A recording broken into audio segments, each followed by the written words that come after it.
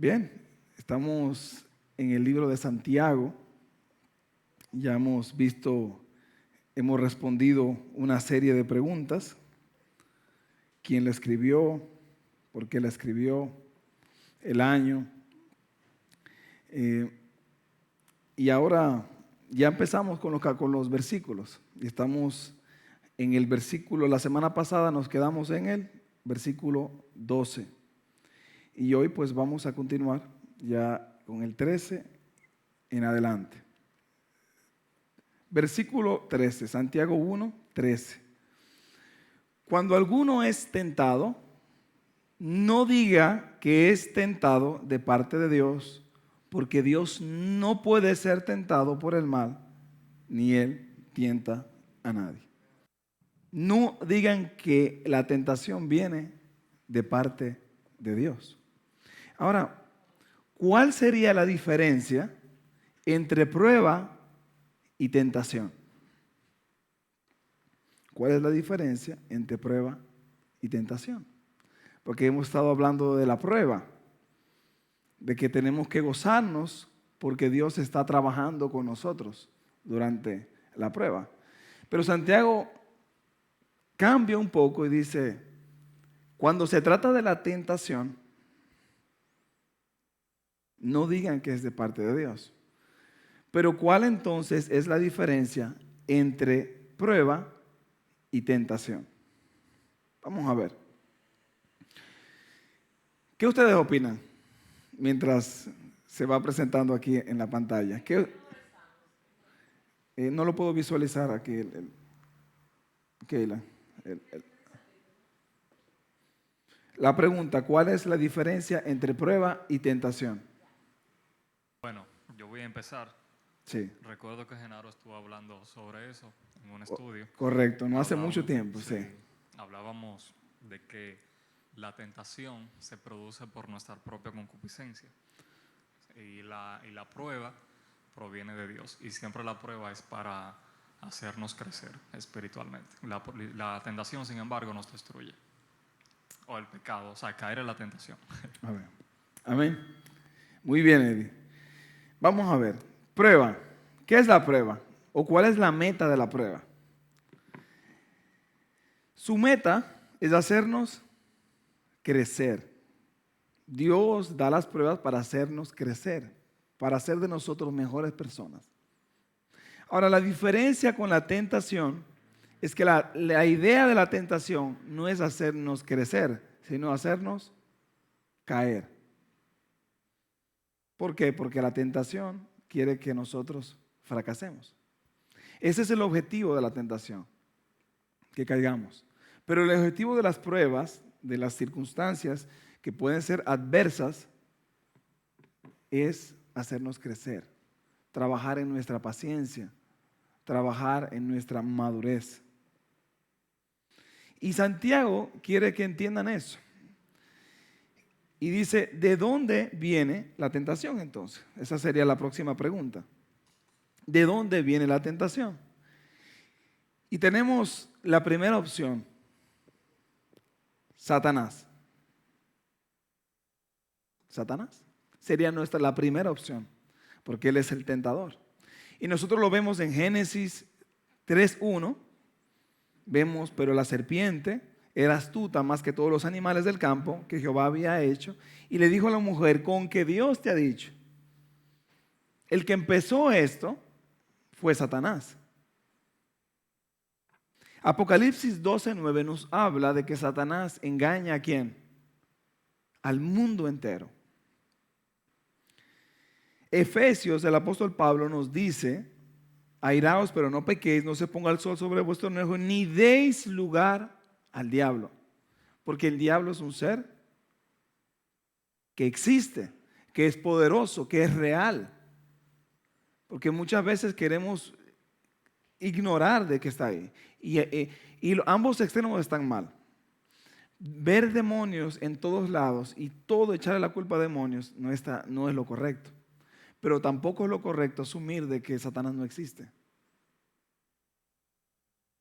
Nuestra lucha no es contra carne ni sangre.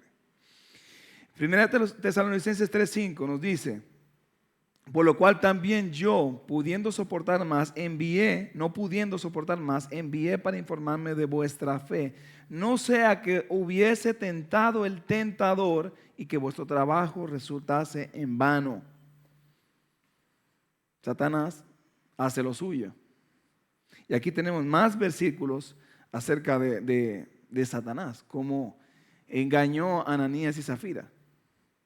También vemos al Señor diciéndole a Pedro, Satanás te ha pedido para sacudirte.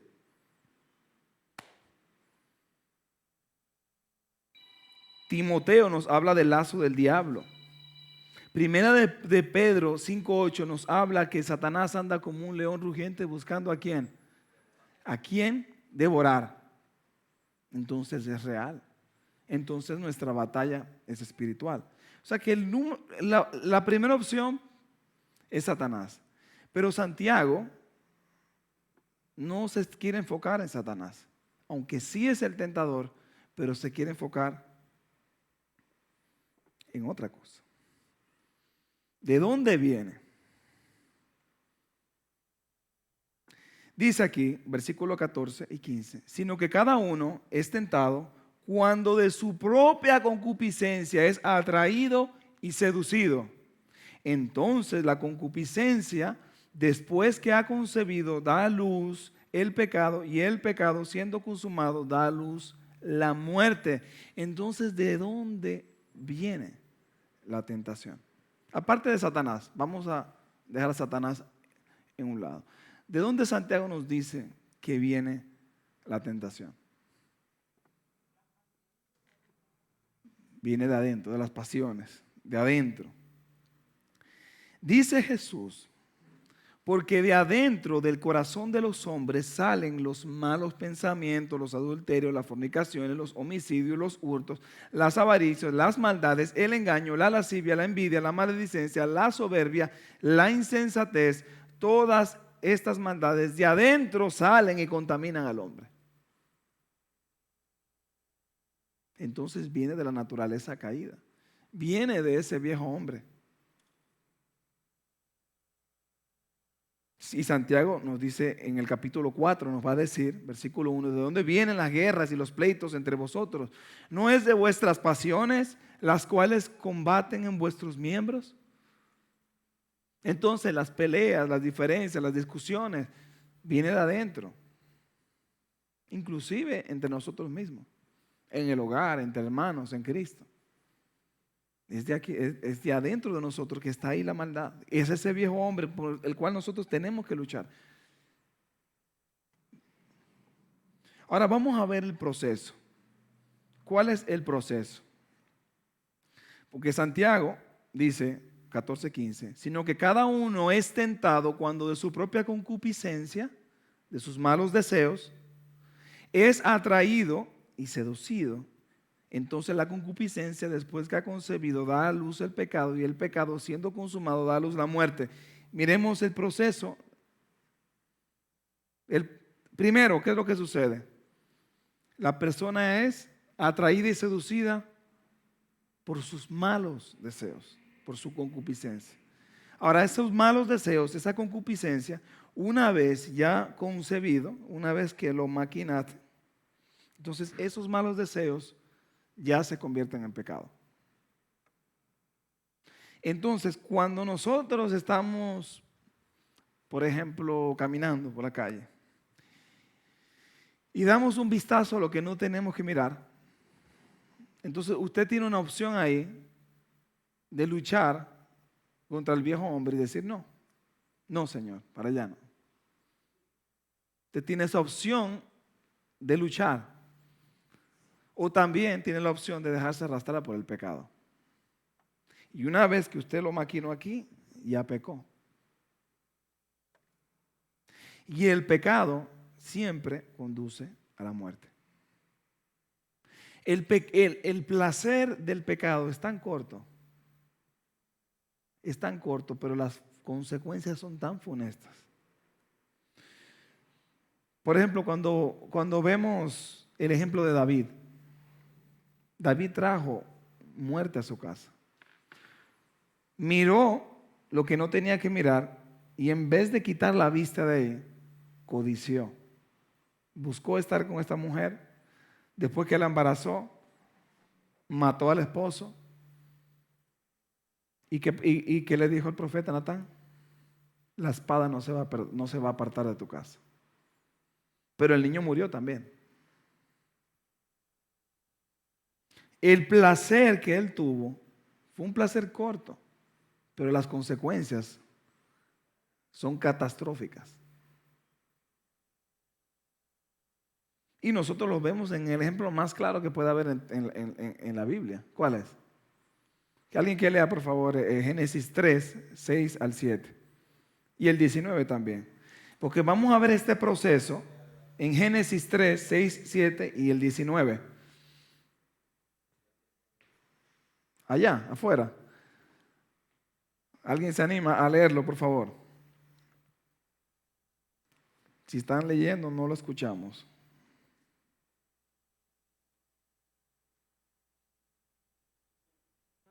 Amén. Génesis 3 del 6 al 7 dijiste. Del 6 al 7 y luego el 19. Ok, amén. Dice, y vio la mujer que el árbol era bueno para comer y que era agradable a los ojos y árbol codiciable para alcanzar la sabiduría. Y tomó de su fruto y comió. Y dio también a su marido, el cual comió así como ella. Entonces fueron abiertos los ojos de ambos y conocieron que estaban desnudos. Entonces cosieron hojas de higuera y se hicieron delantales. Génesis 3:19. Con el sudor de tu rostro comerás el pan hasta que vuelvas a la tierra, porque de ella fuiste tomado, pues polvo eres y al polvo volverás. Amén.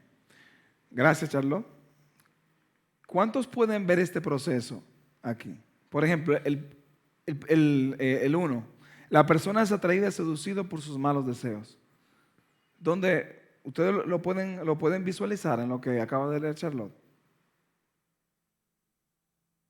¿Dónde lo visualizan? El primero. La persona es atraída y seducida por sus malos deseos.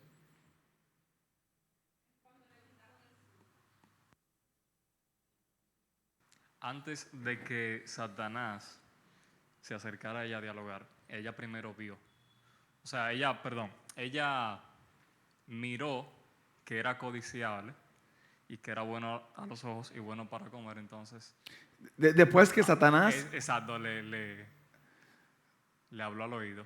Sí, después que él habló, entonces, ¿qué sucede? Que lo que para ella antes ella quizás no le daba importancia porque ya Dios lo había prohibido. Pero ahora que Satanás le dice, no, porque si tú lo pruebas, entonces tú vas a ser igual que Dios. Vas a alcanzar sabiduría.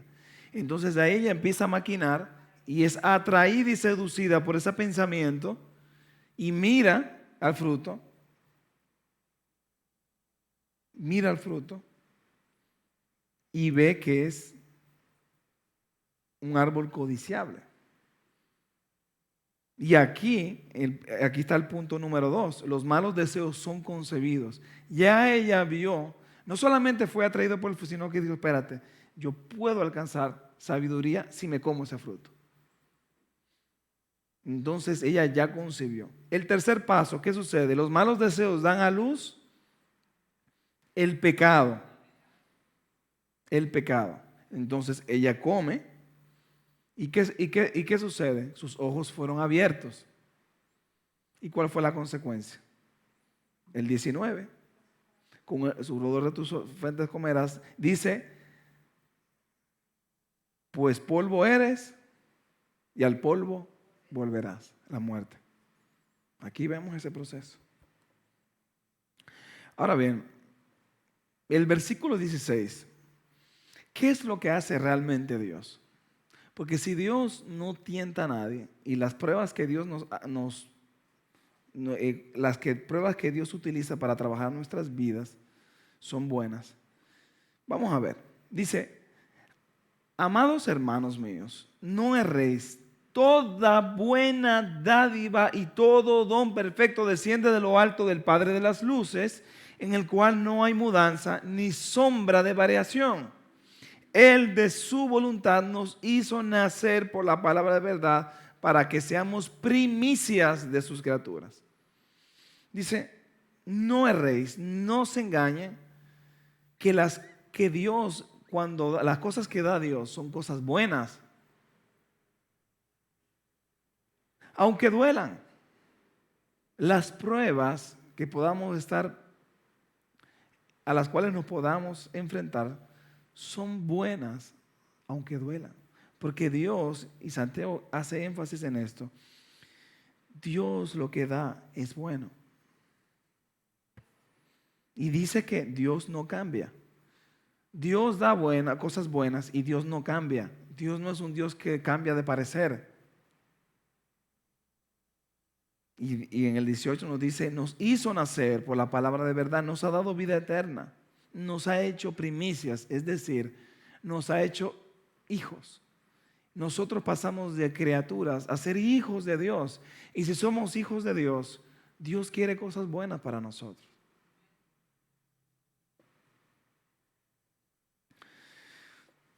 Versículo 19.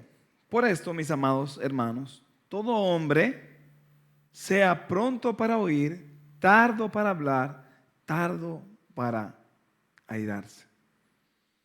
Es decir, estemos prontos para escuchar. Y eso no es tan fácil como suena.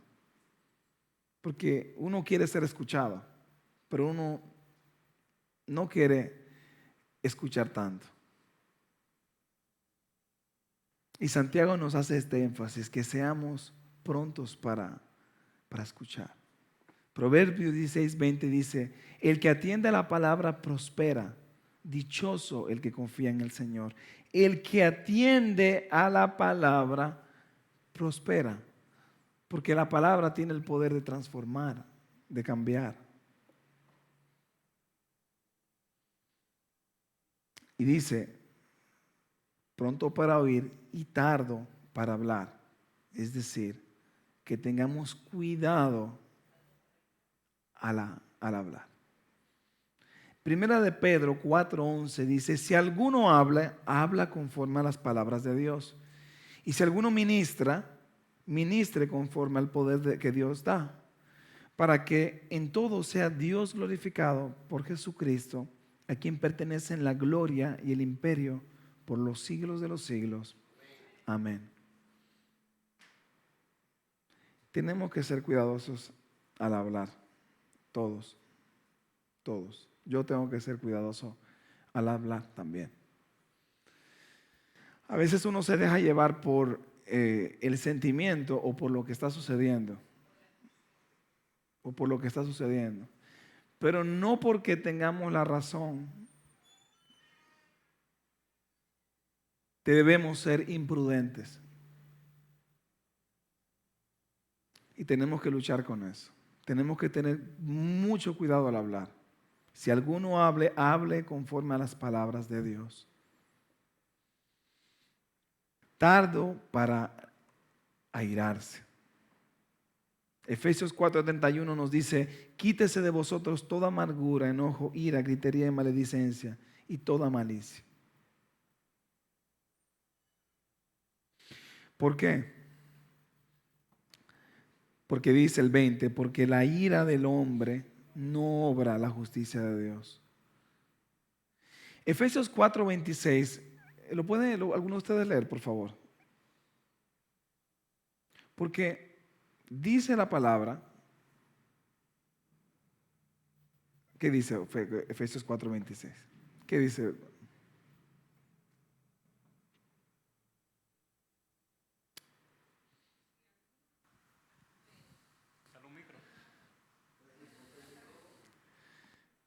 Efesios, ¿qué, Oscar? Amén. 4:26, ¿verdad? Amén, amén.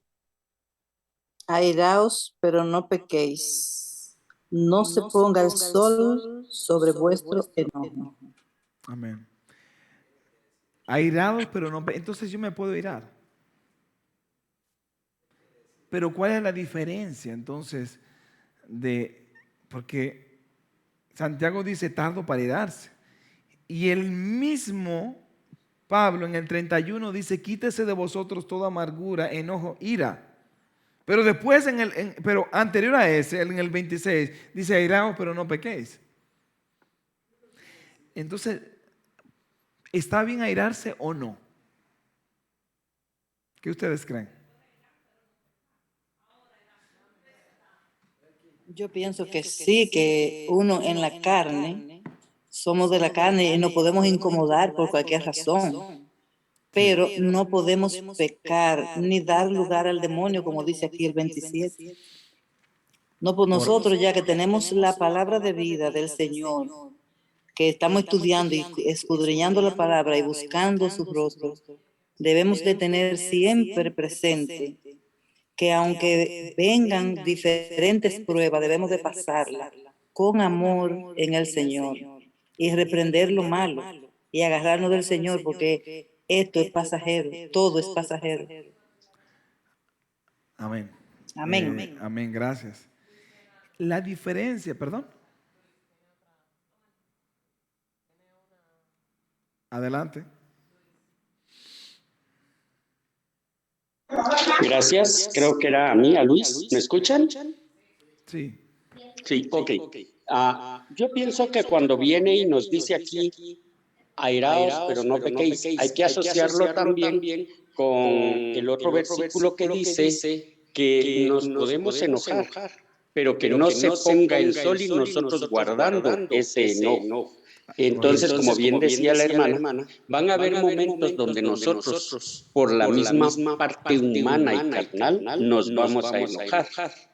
Pero es como que parte de la prueba donde nosotros también debemos dejar que el Espíritu Santo trabaje en nosotros para tener calma, para poder ver desde o con el apoyo del Espíritu Santo esos enojos y cuál es la causa y tratar de buscar convivir con los hermanos en comunión y que ese enojo, esa ira, ese airarse pase sin dejarnos ese resentimiento. Y sobre todo, que terminemos el día pudiendo darle gracias a Dios y recostarnos sin guardar ese rencor que nos puede hacer crecer. Y entonces sí, ya no solo nos quedaremos en la prueba, sino va a venir la tentación por ese enojo que pudiésemos tener. Gracias. Amén, amén, gracias. Gracias. Me gustó el énfasis que hizo en no se ponga el sol sobre vuestro enojo. Oscar, Adelante, hermano. es interesante, es una historia verídica. Una vez un niño cogió un dinero de su casa y la mamá le dio tan fuerte que le cortó la mano. Tuvieron que amputarle la mano. Uf. Entonces, él en el hospital le decía, mami, perdóname, no quise hacerlo. Y mi mano, mami. Ahí vemos cómo la ira fue tan grande que desgarró, quitó un miembro a su propio hijo. Así es. Entonces, el concepto, como decían mis hermanos, airado.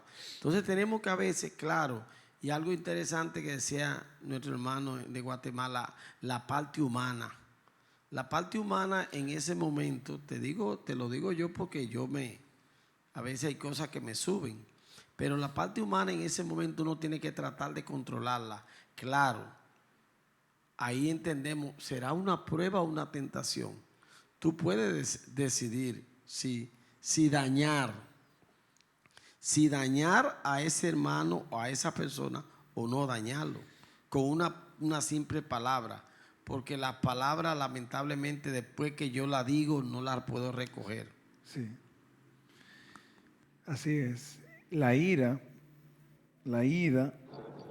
puede hacer que cometamos locuras. Y por un arranque de ira podemos perder muchas cosas. ¿Qué fue lo que perdió ese gran hombre de Dios, Moisés, cuando se airó? Hermano Maribel.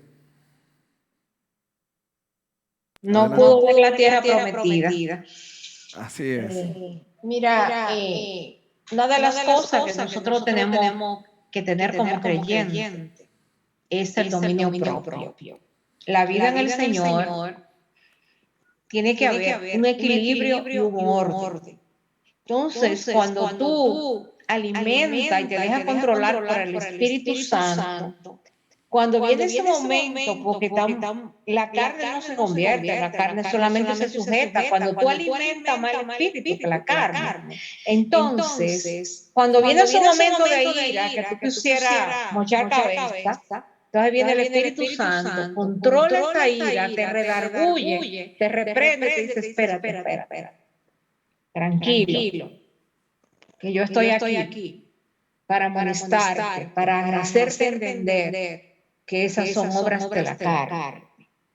Pero si nosotros le damos ala a nuestra ira y al enojo, que es lo mismo, entonces, ¿qué es lo que hay? Un desenfreno, tú botas el control, bota el tiempo, como decíamos en el argot popular, y entonces lo que fluye es la carne, y tú contrictas el espíritu, y ahí viene la debacle. Entonces, la mansedumbre es otro punto que el creyente tiene que tener. Como dijo Jesús, aprended de mí que soy manso y humilde de corazón y hallaréis descanso para vuestras almas. Amén. Cuando la inquietud viene, cuando la desesperación viene, porque si me topaste, ya yo quiero volarte. No, yo tengo que saber cuál es mi identidad y que hay uno que pelea por mí y que me ha dicho que él peleará por mí. Y nosotros estaremos tranquilos. Entonces, es la palabra que debe moldear nuestra mente y nuestros corazones para que cuando esas pruebas lleguen a nuestras vidas, nosotros tomar las mejores decisiones. Que Dios nos ayude, porque no es fácil, pero con la presencia del Espíritu Santo sí se puede. Dios me le bendiga. Amén. Amén. Amén. Si me permites, nuevamente, Luis, con lo que decía la hermana, recordemos que esos momentos de ira, de gran ira, para que llegue a airados, se da bajo mucha tensión. Tenemos el caso cuando están capturando a Jesús, que el mismo Pedro, dentro de la defensa y su enojo, agarra una espada y le corta la oreja a uno de los que iban a aprender a Jesús. Y el mismo nuestro Señor le dice que guarde la espada y que no está bien actuar así. Esto lo traigo porque es bajo los momentos de tensión que la carne va a tratar de dominarnos, y como dice la hermana, por eso hay que estar tomados de la mano del Señor, nuestros devocionales, la oración, la lectura bíblica, porque es bajo esos momentos de tensión donde debemos de permitir que el Espíritu Santo fluya en nosotros, sobre todo los que somos de temperamento explosivo, ¿verdad? Gracias. Así es. Estos momentos, gracias, varón. En esos momentos de ira, de esa ira pecaminosa, por lo general no va subiendo poco a poco, sino son cosas que se presentan y la persona explota. Alguna noticia, algo sucedió, y esos momentos de arranque son ahí. Pero ahí es lo que hay que prestar atención. El 20 dice, porque la ira ¿de quién? Del hombre no produce la justicia de Dios. Yo puse aquí, el enojo del hombre no produce la rectitud que Dios desea. Porque Jesús se airó, pero Jesús no pecó. Porque nosotros, si vemos alguna injusticia, no nos vamos a reír. Si vemos que están abusando de alguien, abusando de algún niño, ¿quién se va a quedar como que sin nada? Usted se va a quedar indiferente. Entonces no le va a doler la injusticia. A uno le duele y uno se incomoda por ciertas acciones. Pero ¿cómo es posible? Pero ¿qué dice el Señor en la letra de Pablo? Airaos, pero no pequéis, no se ponga el sol sobre vuestro enojo. Te puedes incomodar por las cosas que no están bien, pero si te acuestas maquinando en eso, estás mal. Estás mal. Dice el 20 nuevamente, Santiago 1:20, porque la ira del hombre no obra la justicia de Dios. No hay la rectitud que Dios espera. Así que hay que tener cuidado con airarse. versículo 21 dice, por lo cual, desechando toda inmundicia y abundancia de malicia, recibid con mansedumbre la palabra implantada, la cual puede salvar vuestras almas. Dice, desechar la inmundicia y la malicia. Y luego, ¿con qué desechamos eso? Pero ¿qué ponemos en vez de eso? ¿Por qué no podemos quedarnos con la mente vacía? Dice, recibir la palabra con mansedumbre. La palabra. Cambiamos la inmundicia, la malicia, los echamos, pero recibimos la palabra. Es con la palabra que caminamos. Ahora, esta última parte dice, la cual puede salvar vuestras almas. ¿Qué significa? ¿Cómo puede la palabra salvar las almas de los creyentes? Si la persona es un creyente, porque Santiago le está hablando a creyentes, le dice, la cual puede, la palabra implantada, puede salvar vuestras almas. ¿A qué se refiere eso? ¿A qué se refiere eso? Lo que pasa es que la palabra salvación no es una palabra que tiene un solo uso.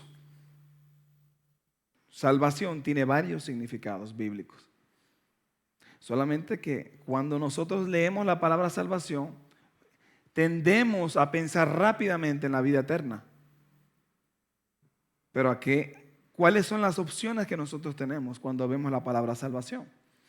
Por ejemplo, Lucas 8:36 dice, y los que lo habían visto le contaron cómo había sido salvado el endemoniado. ¿Salvado de qué? De estar endemoniado. Mateo 9, 21 y 22 dice, porque decía dentro de sí, si tocares solamente su manto, seré salva. Pero Jesús volviéndose y mirándola dijo, ten ánimo, hija, tu fe te ha salvado. Y la mujer fue salva desde aquella misma hora. ¿A qué se refiere salva, salva, salva? ¿Salva de qué? Sí, no, lo pueden responder. ¿Salva de qué? Yo pienso en cuanto a Santiago, que dice que puede salvar nuestras almas de pecar, porque estamos hablando del pecado, de caer en tentaciones y eso. Bueno, vamos a ir allá. Pero primero en Mateo 21, 22, cuando le habla a esta mujer que tenía el flujo, que le tocó, que dice, si tan solo tocar el borde de su manto, seré salva. ¿Salva de qué? Dijo Denisito. De la enfermedad. De la enfermedad, no Entonces, cuando nosotros leemos la palabra salvo, tenemos no podemos llegar a una conclusión directamente rápidamente. al concepto, vida eterna. Exactamente, porque vamos a la salvación y directamente al concepto que tenemos, salvación, vida eterna. Así es.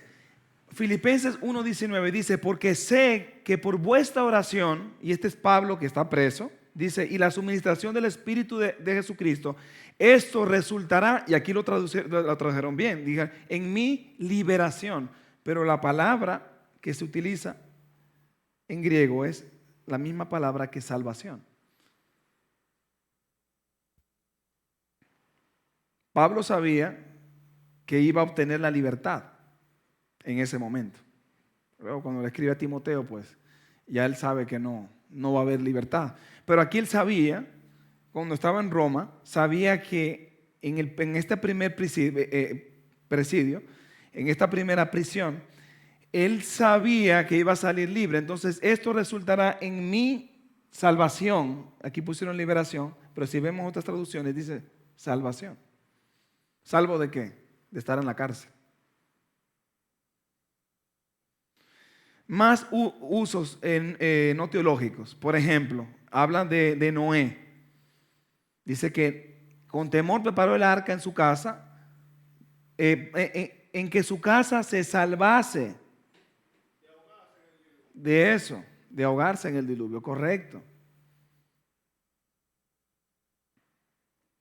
Y bueno, y tenemos más, el Mateo 24:13, más el que perseverara hasta el fin, ese será salvo.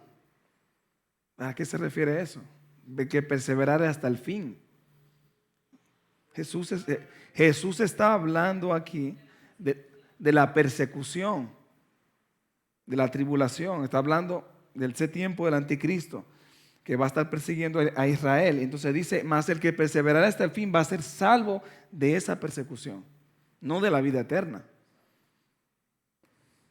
Ahora, de vida eterna, bueno, sí tenemos muchos versículos. Y dará a luz un hijo y llamará su nombre Jesús, porque él salvará a su pueblo de sus pecados. Ahí es de la salvación del alma. Porque el Hijo del Hombre vino a buscar y salvar lo que se había perdido. Y bueno, y tenemos más versículos. ¿Qué sucede? Que hay tiempos de la salvación. Y tenemos salvación en tiempo pasado, presente y futuro. La salvación en tiempo pasado la entendemos como justificación. La salvación en el presente la entendemos como santificación. Entonces, cuando la Biblia habla de salvación en el presente, se está refiriendo a la santificación. Y cuando nos habla del futuro, nos habla de la glorificación. En la justificación, en el pasado, soy salvo de la penalidad del pecado. En el presente, nosotros los creyentes que ya estamos salvos, somos ya salvos del pecado. Usted ha creído en Jesucristo, usted es salvo. Pero en el presente, nosotros estamos siendo salvos del poder del pecado. Y nosotros seremos en el futuro, seremos salvos, cuando alcancemos ese cuerpo glorificado. Entonces, el cristiano que es salvo y será salvo. Aquí tenemos varios versículos, pero podemos seguir avanzando. Dice, volvamos al 21, por lo cual, desechando toda inmundicia y abundancia de malicia, recibid con mansedumbre la palabra implantada, la cual puede salvar vuestras almas. ¿A qué se está refiriendo Santiago con esto? Al tiempo intermedio de la salvación. Aquí. Salvar del poder del pecado. O sea, la palabra nos puede santificar, pero tenemos que obedecerla.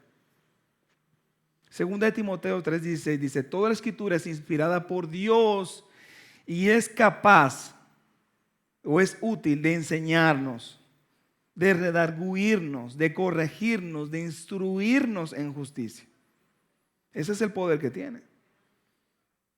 Ahora, sin la palabra no hay qué cosa, no hay aprendizaje, no hay reprensión, no hay corrección, ni tampoco hay instrucción. Entonces, sin la palabra no hay santificación. Y Santiago dice, necesitan la palabra para ser santificados. Ustedes ya creyeron, ustedes son justificados, pero necesitan la palabra para crecer. La misma palabra que te dio vida eterna es la misma palabra que te va a ayudar en el día a día, pero hay que someterse a esa palabra. Porque la palabra es útil para enseñarnos, para redarguirnos, para corregirnos, para instruirnos en justicia. Correcto. Pero si yo como creyente cojo la Biblia, sin embargo me expongo solamente el domingo cuando escucho algo, pues entonces la palabra tendrá muy poco aprendizaje para nosotros, muy poca reprensión, muy poca corrección, muy poca instrucción. Entonces no va a haber mucha santificación. No va a haber mucha salvación en el tiempo presente. Esto es importante para lo que vamos a ver en el capítulo 2. Dice 22, pero ser hacedores de la palabra y no tan solamente oidores, engañándonos a vosotros mismos. ¿Qué es lo que dice? ¿Qué es lo que nos está diciendo Santiago? pero sed hacedores de la palabra y no tan solo oidores, engañándoos a vosotros mismos. Cuando escuchamos solamente la palabra y no la ponemos en práctica, nos engañamos porque nos da una falsa seguridad. ¿O cuántos no sienten eso? Que cuando vienen escuchan, no, la palabra, no, ya yo cumplí con mi cuota. Yo fui a la iglesia el domingo y escuché la palabra de Dios. Yo cumplí con mi cuota. Y te puedes engañar a ti mismo. Dice, ser hacedores de la palabra y no tan solo oidores. Y la gran mayoría son oidores de la palabra. Y dice Santiago, si tú solamente estás escuchando la palabra de Dios y no la estás poniendo en práctica, te estás engañando. O sea, tú mismo te estás engañando. Porque la intención de Dios es la obediencia. Porque en la obediencia está ¿qué cosa? Bendición. Así es. Dice 23, porque si alguno es oidor de la palabra, pero no hacedor de ella, este es semejante al hombre que considera en un espejo su rostro natural, porque él se considera a sí mismo y se va y luego se olvida de cómo era. Entonces, lo que Santiago nos dice aquí, que el oidor, el que solamente escucha y no vive la palabra, y no hace, no obra, entonces es como una persona que se acerca a un espejo, se mira en el rostro, o sea, se mira su rostro, y luego va y desde que se va, se olvida de cómo se veía. Es decir, que el que no obedece la palabra de Dios, rápidamente se olvida de su posición en Dios.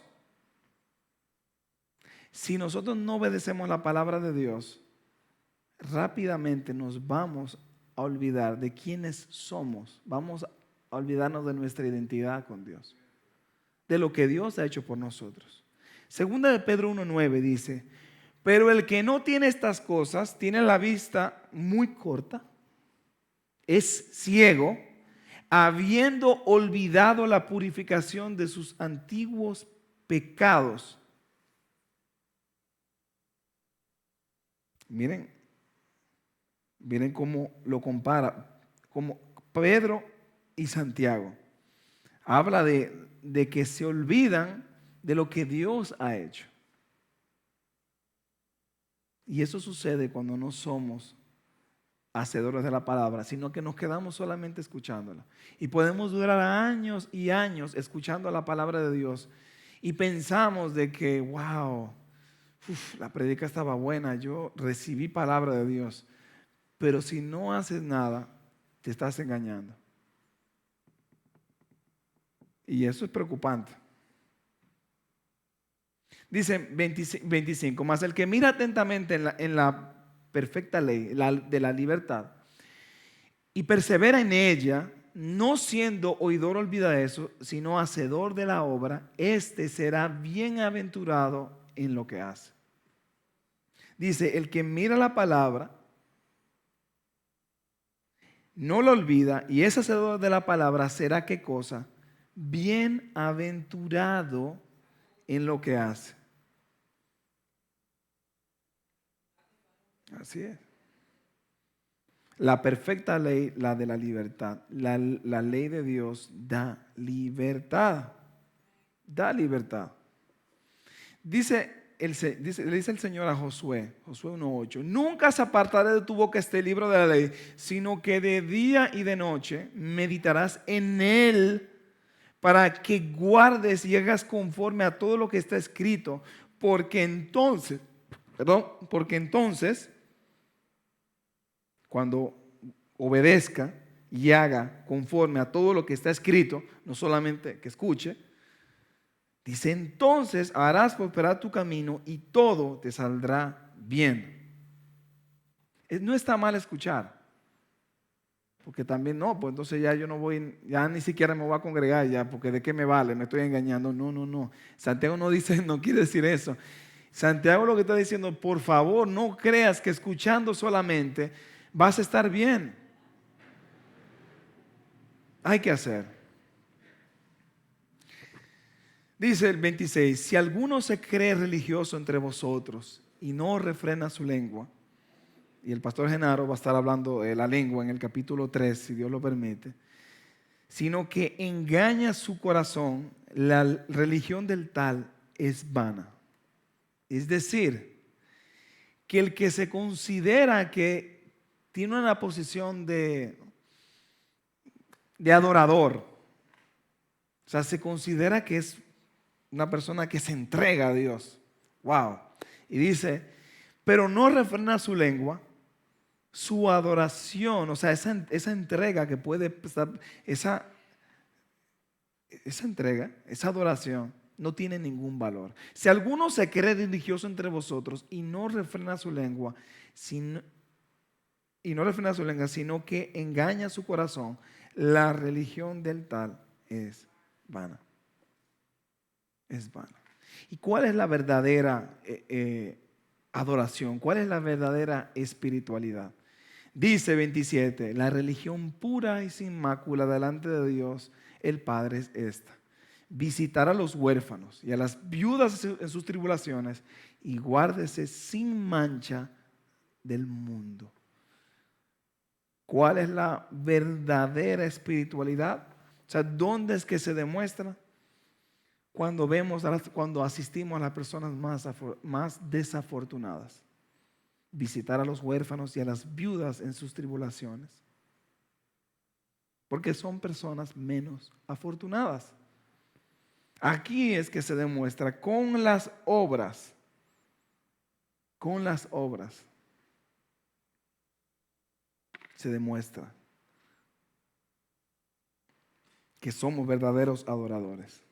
Esa es la religión pura y sin mácula delante de Dios. Bien, hemos llegado al final del primer capítulo. No sé si hay algún comentario, alguna pregunta.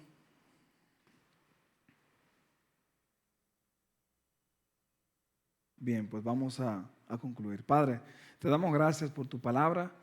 Gracias por lo que estás haciendo en nuestras vidas. Señor, ayúdanos a todos y cada uno de nosotros a ser hacedores de la palabra y que no nos engañemos.